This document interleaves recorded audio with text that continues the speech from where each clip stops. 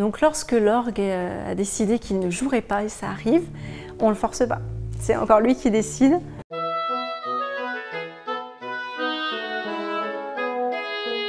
Alors nous nous trouvons au château de Candé, au domaine de Candé, qui est un domaine présent sur la commune de Mont. Pour aborder la construction du château, on pourrait évoquer 3 grandes périodes historiques. Tout d'abord la Renaissance, avec la construction d'un premier pavillon que l'on doit à François Brissonnet, qui sera receveur général des finances du roi Louis XII.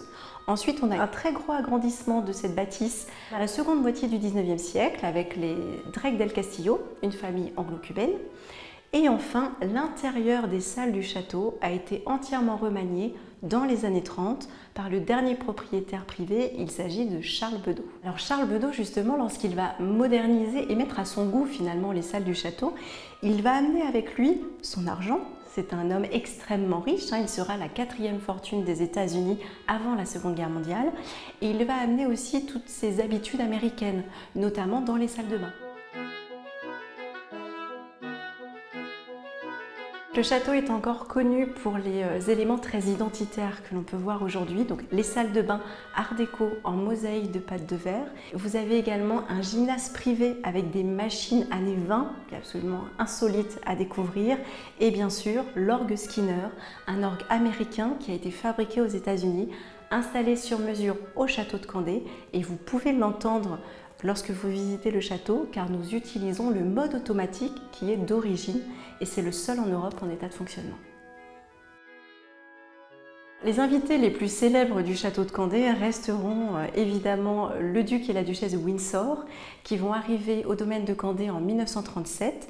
Wallis va arriver à Candé pour fuir ce que l'on appelle la crise de l'abdication.